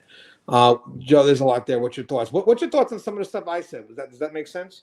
Yeah, I mean, it makes absolute sense. Anybody who's in supervision is going to be in the middle of it all anyway. How you deal with it, not only will, further cement your authority, but it will also bring you a little more respect, especially when it comes to conflict resolution. When you have an issue between two employees, and I do the same thing that you do, I'm not going to be the problem solver for you. I'm going to bring you in and make y'all come to a solution yourselves. And if we can't, then I'm going to step in and you may not like the solution I give, because, I'm not going to have conflict in my house between people, because it ruins the effectiveness of the department, of the area, and what you're doing, and it ultimately degrades everything that you're doing. And if you let it go on later on down the road, they're not going to have any respect for each other, and they're not going to have any respect for you because you didn't care enough to step in and facilitate, some sort of solution. Let them talk it out. 90% of the times you call them into the office and let them talk it out, They come to the solution for you. You know, problem solving is a whole different animal. You know, problem solving, you know, goes with, you know, your level of authority plus what resources that, you know, that you do have. You know, and like you said, as you rise further up the ladder, you gain more resources you can utilize, more authority that you have in order to solve the problem. But again, when somebody brings me a problem, you know, I always expected them to come to, you know, to also bring me a solution. You know, you brought me the problem. What do you think needs to happen? And if it's something that we can facilitate, then, you know, we're gonna work through that. If it's not, then I'm going to let you know why we can't do it and what we need to do to fix it. You know, 90% of the, you know, the problem solving techniques, as you know, go further up the ladder, are, you know, they're more complex, but still superficial. You know, it's over something minute most of the times. You know, whether it's tools that the employees need to get the job done, whether it's, you know, that even though they're more complex, you know, the tools that they need, or you know, the justifications or solutions that they need are still superficial. But, you know, you need to utilize the resources that you have.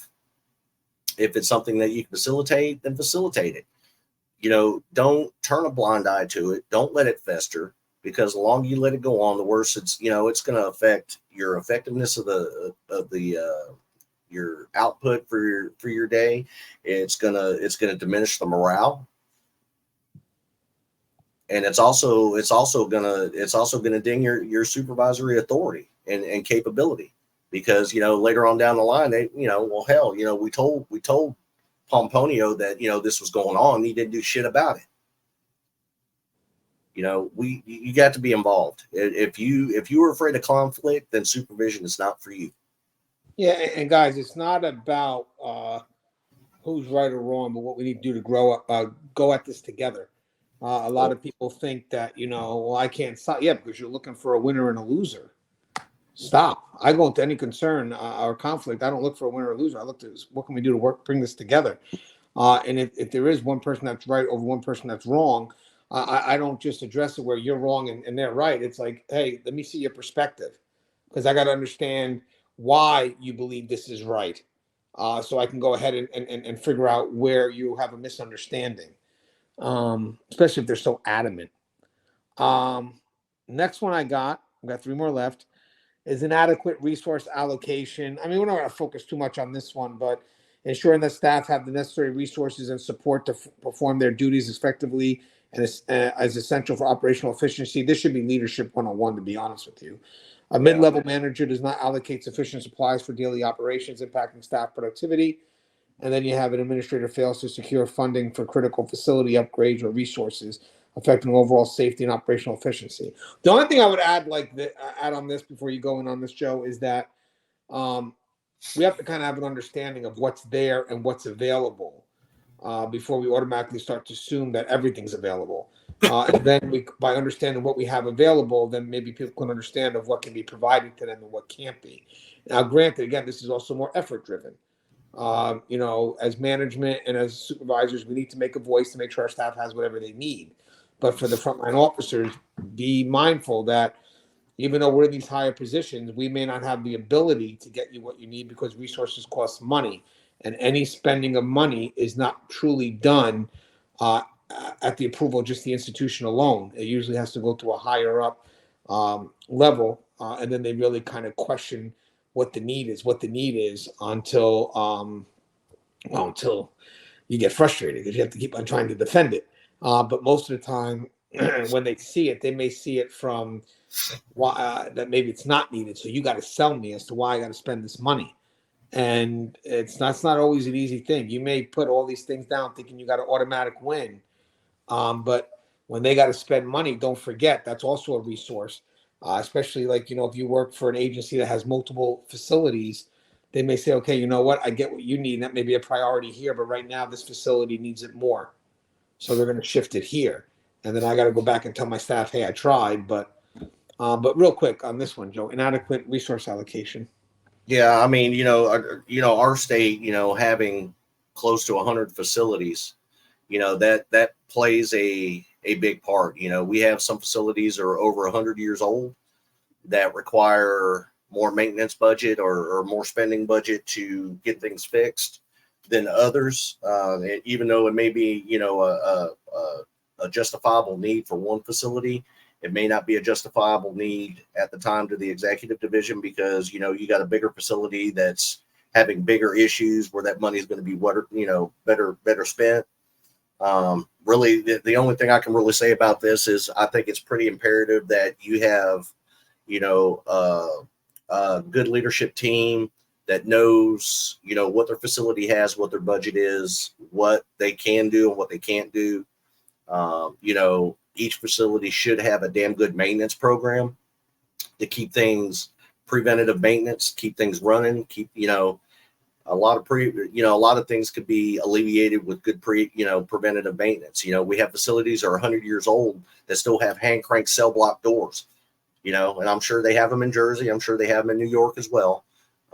You know, if we maintain these things, they'll last a lot longer, and, you know, kind of diminish the need for expenditures to get things fixed on a facility.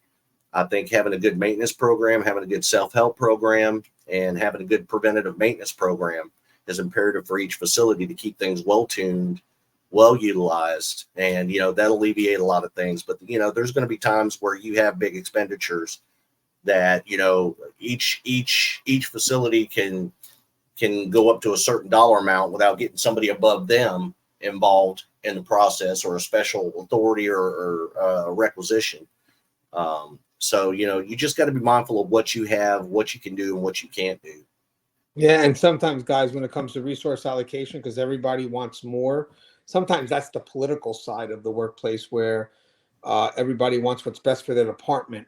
And especially on the management level, you have to see things objectively, and you have to really see things as what's best for the house, which may go outside the individual wants of a department. And sometimes when it comes to inadequate resource allocation, you may have to tell no to one area to say yes to another. So it's not an easy thing. I think one of the biggest ones on that subject will probably, and I'm sure a lot of people will probably agree, is vehicles. Yeah, everybody's vehicles are holed out, trashed out, run down, full of mileage. And, in a perfect world, we would all have brand new vans every 3 years with a biennium. But we know that, my van's got 200,000 miles, but I have a facility that has no vehicles at all because they're all broke down or blown up. So obviously, we're going to have to allocate the funds for them to get vehicles before we can look at ours. Yeah. And again, guys, I mean, as I mentioned, if you're watching this and you're a frontline officer, not supervisor, frontline officer, frontline staff, no, when it comes to spending money, the absolute person who's in charge of that may not be at that facility or at that location. So the key is, are they at least making the effort? Yep. Resistance to change. We got 2 more left. Resistance to change. So corrections is changing. It's moving in a few directions.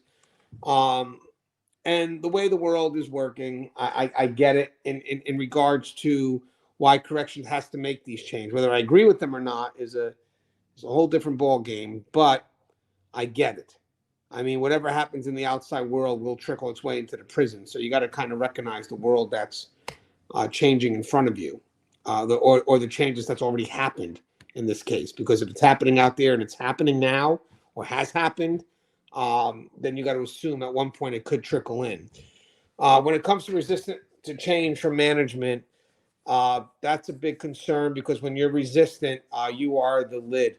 You are stopping your facility from moving in the right direction because you're not in support of the changes. So therefore your staff, because change is hard, they need buy-in from leadership in order for staff to want to move forward. If they don't feel that you agree with it, they are going to remain comfortable where they're at. Not just they seek comfort. That's what it is.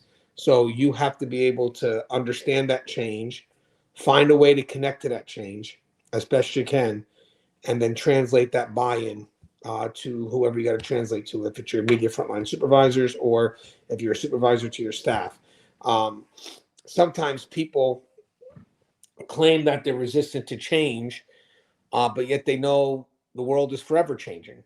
So having said that, it's kind of futile to be resistant to change, because if you don't change, you don't grow. So when you further ask them, are you really resistant to change, moving forward in this direction?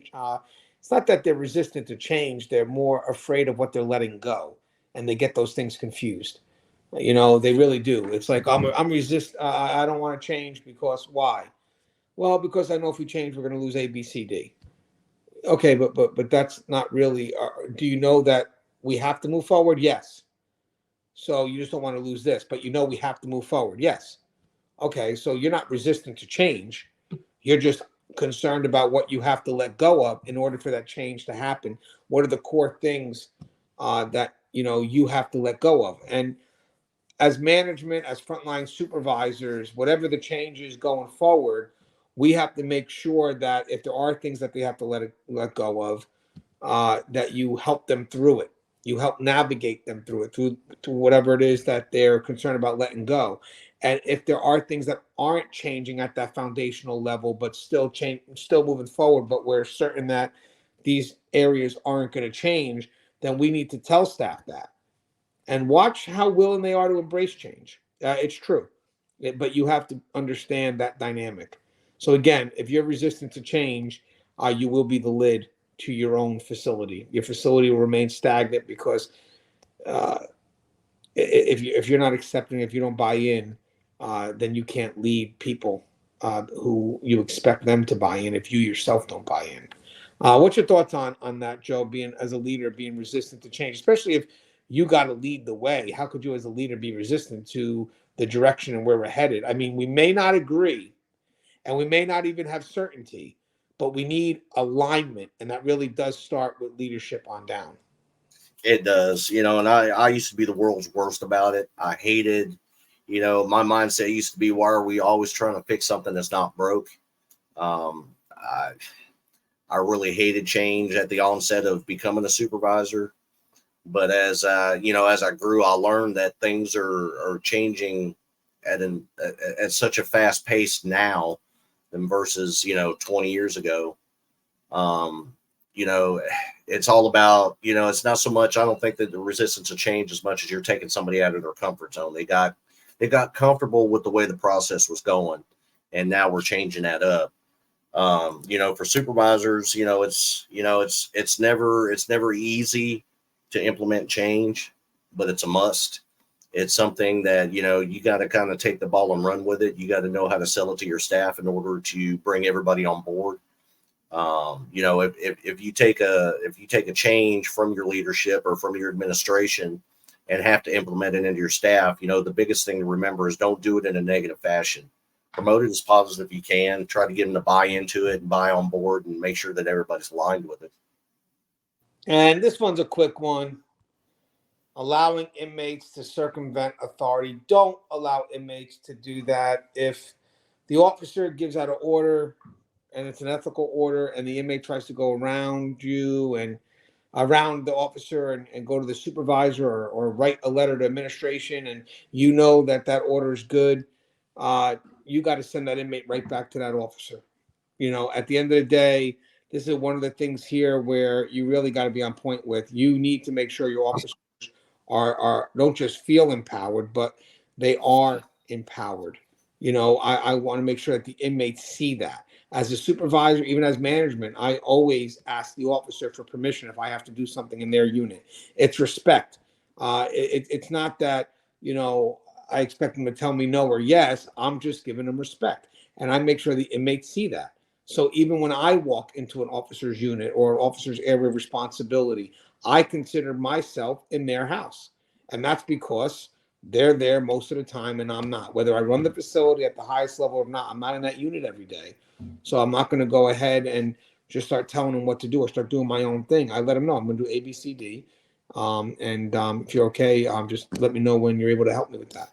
And again, it's just letting the inmates know where that dynamic is. And I think, to be honest with you, once you set that and the inmates see it, they start to stop circumventing. And that's really something, because I know some people are like, well, Gant, you could have just settled that. Yeah, but I know it's a simple concern, and I know I could just settle it. But the problem is the inmate is not going through the right channels, or they may say something like, well, I spoke to officers and I spoke to supervisors. Who did you? Who'd you speak to?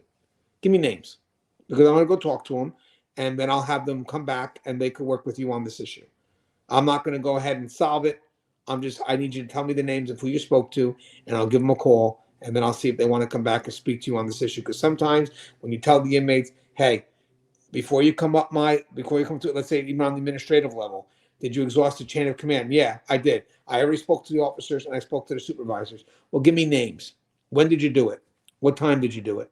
Who did you speak to? Because I'm going to go ahead and talk to them, and then we'll go from there. But either way, I'm not making the decision for you. This is an in-house decision. I'll have them manage it. And then whatever I say to the officer staff behind the scenes, that's for us to know. That's not for the inmate to know. But if there was a concern that had to be corrected, I'm going to empower the officer or that supervisor, whatever it is, to go ahead and correct that concern, so they ultimately see that that power dynamic is not coming. It's not coming from me. It's coming from my people on the floor. So next time we want to go address an issue, start here first. And I'm going to do my best to keep it there. Because one last thing, if I allow that person to circumvent that authority or that inmate, I'm literally taking the power from the officer, or the perspective of that authority from the officer. What's your thoughts on that, Joe? That's exactly what I was fixing to say. If you allow offenders to circumvent, the chain of command, you're as a lieutenant, we're responsible for being visible during mass movements, during chows and stuff like that. And, on any given day, I would have numerous offenders come up to me with issues about, problems that they have. Some of the officer made them do, or something the officer took from them, whatever. And, chain of command to me was everything. My first question would be, did you discuss it with that officer? Did you discuss it with the sergeant? If you didn't discuss it with either one of them, I'm not fixing to discuss it with you. Go back and get with them. Because if you allow them to circumvent, do an end around and skip the chain of authority, you basically have no chain of authority. You have people underneath you for a reason. Let them handle it, and don't ever let an inmate come to you with a problem that they didn't try to resolve underneath you first, especially if you're a lieutenant and you have sergeants under your command.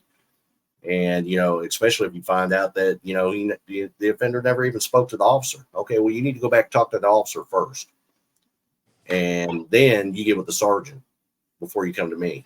And, that'd be the first question out of my, hey, Lieutenant, hey, wait a minute. Did you talk to the officer? Did you talk to the sergeant first? Well, no. Okay, then right on down that way is where you need to go. Because if you didn't talk to them, you don't have a need to talk to me. Yeah, because you got to be approachable, but as you move up, you become less accessible. So, because remember, you have all the buffers in between. So, having said that, an inmate coming right up to administration, how many layers before that?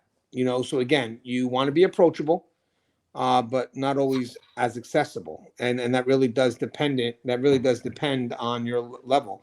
If you're a immediate frontline supervisor, that may require you to visit a unit twice. Maybe one unit is for that face-to-face with the inmates, and the next time is for the maybe checking on the officer. Lieutenants once, but lieutenants really just to check on, the officer, make sure the unit's okay. But for administration, I mean, yeah, we could check on the inmates. That's good, and we do. But they also have grievances. There's so many ways they can write to us that the officers and staff do not. So if I'm in a unit, my face-to-face is probably going to be with the staff, because I know that the inmates can write us. The inmates have so many ways to connect to you in which staff don't. So when I'm going down and I'm doing my rounds, I mean, yes, I do want to, check on some concerns, of course, but I am going to spend a majority of my time talking to my officers, because, again, they don't have, or my staff, because they may not have the access to talk to me directly like the inmates do now through the JPay system. Hey, Joe, any closing thoughts? Yeah, there was a lot here, man. I kind of enjoyed this one. Understand that becoming a supervisor, you're not going to be fault proof. You're going to make mistakes. It's all part of the learning process, no matter how far you go up the chain. How you learn from the mistakes is what counts. And, just remember that, you have staff there for a reason, and, you're the command of that staff for a reason. So make sure you use it appropriately, support your staff, give them the tools, the knowledge, and the education they need to get the job done, and be there for them. Love it. You know, as I said, guys, this is not an all-inclusive list. It's just more of an idea of some of the common mistakes. I'm sure time permits, we probably always come up with more. But the key is I wanted to kind of elevate the dialogue. We talked a lot about rookies recently. I had a chance to talk to about 100 rookies recently, which was amazing. Some of them were very familiar with the show. I even got a message from one of them. I screenshotted it, actually, just as a memory. But they said, I'm graduating class. He said his number. It was great to see you speak in person. Thanks for coming out. And then as I was walking down, there was another officer that recognized me. It was on my, basically, you're from the venue. I didn't promote the venue, but I know rookies are a very big audience because they got that drive to want to learn. And before they enter the field, they're Googling stuff, they're looking up stuff. So I usually showcase, I usually show up. But I also think that drive shouldn't lessen. And that's kind of why we had this dialogue here. When you're crossing into being a supervisor, are you just as hungry to look for things and get answers, or do you think you're going in knowing it all? So again, this is just a video for our supervisors that are crossing out there, whether you on the job and you want to refresh, or you just getting ready to become a supervisor. Stuff like this is definitely something you want to have going in, or if you already have it, you already have the position, something you want to have with you. It's definitely career saving advice, but also something that will help you become a better supervisor. As always, guys, the show is taped. If you haven't, please subscribe, interact, engage, comment, hit that bell. Bell's going to notify you every time I post a video. Stay safe.